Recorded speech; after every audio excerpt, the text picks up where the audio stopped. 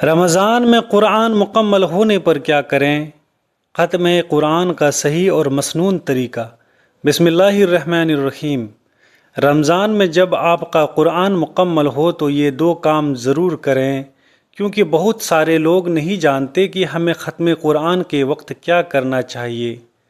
محترم ناظرین، رمضان المبارک وہ بابرکت مہینہ ہے جس میں دل قرآن کے ساتھ جڑ جاتے ہیں، زبان تلاوت سے تر رہتی ہے اور آنکھیں آیت الہی کے نور سے منور ہو جاتی ہے۔ بہت سے خوش نصیب لوگ اس مہینے میں قرآن پاک کی تلاوت مکمل کر لیتے ہیں، مگر افسوس کی بات یہ ہے کہ قرآن مکمل ہونے کے بعد ہمیں کیا کرنا چاہیے اس بارے میں اکثر لوگ لا علم ہوتے ہیں۔ جب آپ قرآن پاک مکمل کر لیں تو صرف خوشی منانا یا کتاب بند کر دینا ہی کافی نہیں ہوتا، بلکہ شریعت نے اس موقع پر ہمیں ایک خاص رہنمائی دی ہے۔ ختم قرآن کے بعد ایسے اہم کام جو حدیث پاک سے ثابت ہے، نبی کریم صلی اللہ تعالیٰ علیہ وسلم خود بھی ان دو کاموں کا احترام فرمایا کرتے تھے، اور آپ کے صحابہ کرام رضی اللہ عنہ اجمعین بھی ختم قرآن کے بعد ان کاموں کو ضرور انجام دیا کرتے تھے۔ یہ دو کام نہ صرف ختم قرآن کو مکمل کرتے ہیں بلکہ اس تلاوت کو قبولیت کے دروازے تک پہنچانے کا ذریعہ بھی بنتے ہیں۔ آج میں آپ کے ساتھ انہی دو اہم کاموں کو سادہ اور واضح انداز میں شیئر کرنے جا رہا ہوں، کیونکہ بہت سے لوگ یہ جاننا چاہتے ہیں کہ ختم قرآن کا صحیح اور مسنون طریقہ کیا ہے، اور قرآن پاک مکمل ہونے پر ہمیں کیا کرنا چاہیے۔ یہ باتیں جاننا ہر شخص کے لیے ضروری ہے جو قرآن سے سچی محبت رکھتا ہے۔ محترم ناظرین، رمضان المبارک وہ بابرکت مہینہ ہے جس میں مسلمان عام دنوں کے مقابلے میں کثرت کے ساتھ قرآن مجید کو تلاوت کرتے ہیں۔ اس کی بنیادی وجہ یہ ہے کہ قرآن پاک اور رمضان کا آپس میں ایک گہرا اور خاص تعلق ہے۔ یہی وجہ ہے کہ رمضان میں تلاوت قرآن کا ذوق اور شوق بڑھ جاتا ہے، دل نرم ہو جاتے ہیں اور زبان آیت الہی سے تر رہتی ہے۔ بہت سے ایسے لوگ بھی ہوتے ہیں جو پورے سال میں قرآن مجید مکمل نہیں کر پاتے، لیکن رمضان کی برکت سے وہ بھی ایک یا دو مرتبہ ختم قرآن کر لیتے ہیں۔ کوئی ایک ختم تو کوئی دو ختم، اور کوئی ایسے جو دو سے زیادہ بھی کرتے ہیں۔ لیکن اصل سوال یہ ہے کہ جب قرآن پاک مکمل ہو جائے تو اس کے بعد ہمیں کیا کرنا چاہیے۔ ختم قرآن پر وہ کون سے دو اہم کام ہیں جو ہمیں ضرور کرنے چاہیے۔ ان میں سب سے پہلا کام یہ ہے کہ ختم قرآن کا صحیح اور مسنون طریقہ کیا ہے۔ عام طور پر لوگ کیا کرتے ہیں کہ جیسے ہی قرآن مجید کی آخری سورت یعنی سورۃ الناس کی تلاوت مکمل ہوتی ہے، وہ فوراً قرآن مجید بند کر کے رکھ دیتے ہیں۔ اکثر لوگوں کا یہی خیال ہوتا ہے کہ بس یہاں قرآن ختم ہو گیا، اب تلاوت مکمل ہو چکی ہے، حالانکہ یہ طریقہ ختم قرآن کا صحیح اور مسنون طریقہ نہیں ہے۔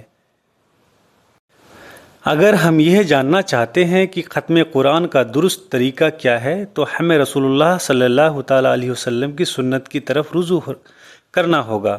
نبی کریم جس انداز سے قرآن پاک ختم فرمایا کرتے تھے وہی طریقہ ہمارے لیے اصل رہنمائی ہے۔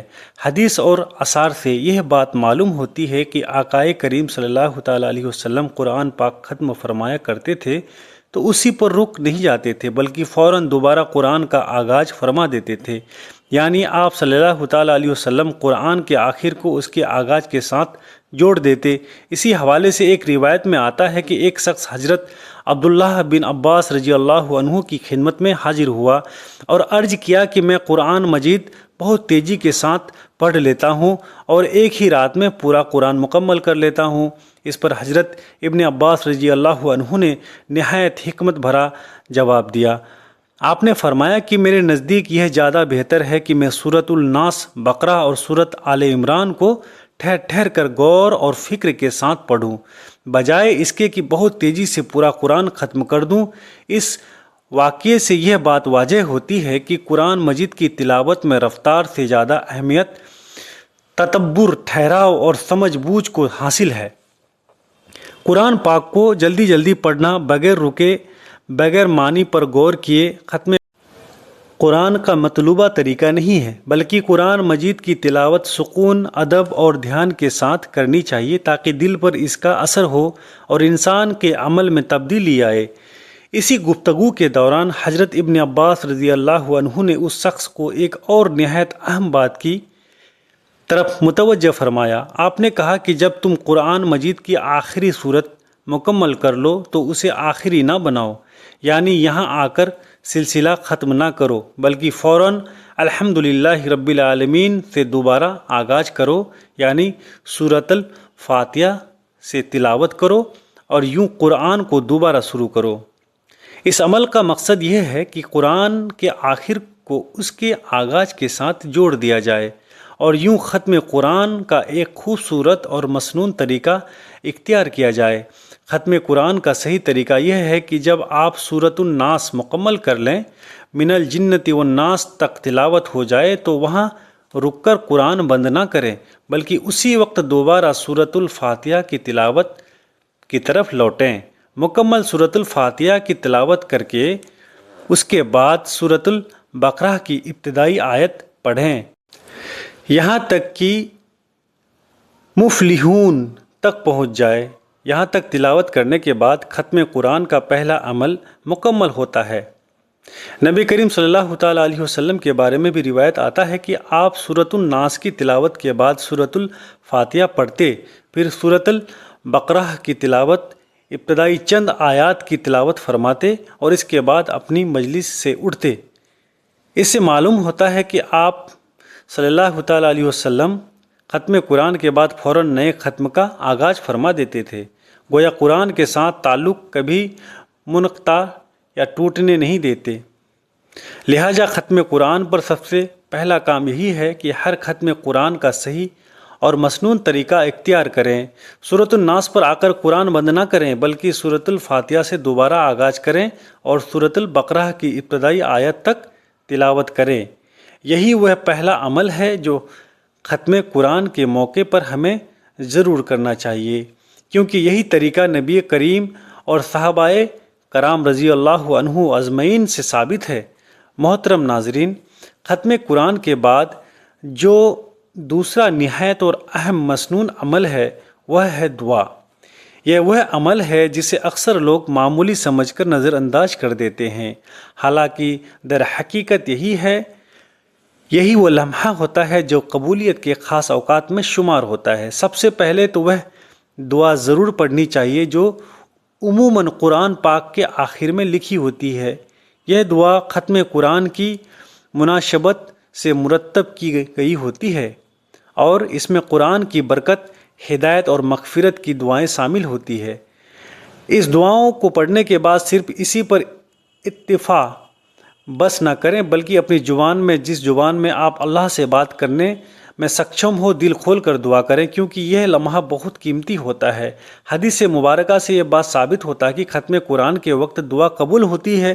حضرت عبداللہ بن عباس رضی اللہ عنہ نے یا ان سے روایت ہے کہ رسول اللہ صلی اللہ تعالیٰ علیہ وسلم اور صحابہ کرام رضی اللہ تعالیٰ عنہ جب قرآن پاک مکمل کرتے تو سب کو جمع فرماتے اور پھر اجتماعی دعا فرماتے تھے۔ اس سے معلوم ہوتا ہے کہ ختم قرآن محض تلاوت سے ختم ہونے کا نام نہیں، بلکہ اس کے بعد دعا کرنا بھی سنت ہے۔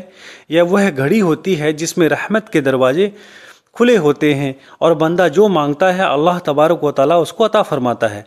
حدیث میں یہ بھی آتا ہے کہ جو شخص رات کے وقت قرآن پاک ختم کرتا ہے اس کے لیے فرشتے صبح تک دعا کرتے ہیں، اور جو دن کے وقت ختم کرتا ہے اس کے لیے شام تک فرشتے دعا میں مشغول رہتے ہیں۔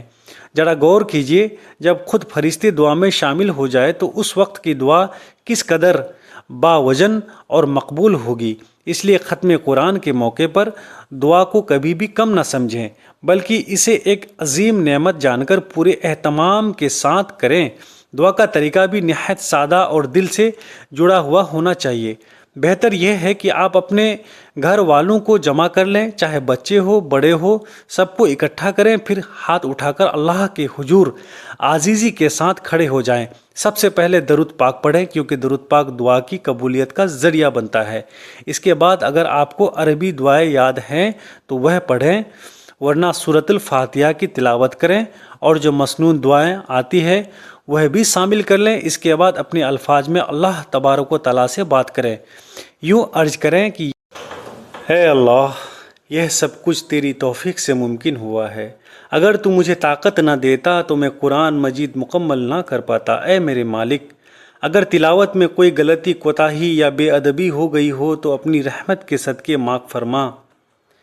پھر جو ثواب اللہ نے عطا فرمایا ہے اس کو نبی کریم کی بارگاہ میں حدیث سے پیش کریں۔ اگر دعا کرنے والا مرد ہے تو مردانہ سیغے میں، اور اگر عورت ہے تو عورت اپنے انداز میں یہ دعا کریں۔ اس کے بعد پوری امت مسلمہ کے لیے دعا کریں اور ایصال ثواب کریں۔ خاص طور پر اپنے مرحوم والدین، رشتہ داروں اور تمام مرحومین کو اس وقت ضرور یاد رکھیں۔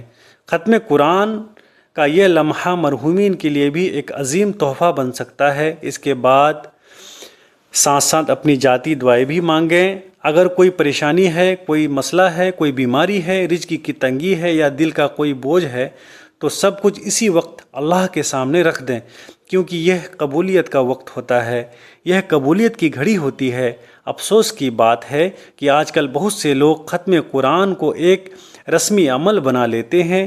قرآن مکمل ہوا، بس ایک پرچی پر لکھ کر امام صاحب کے پاس بھجوا دی اور جی ختم ہو گیا اس کو بخش دیں، ختم ہو گیا اس کو بخش دیں۔ نہ دعا، نہ عزیزی، نہ اللہ سے مانگنا۔ حالانکہ قرآن کو بخشوانے کا یہ تصور درست نہیں ہے۔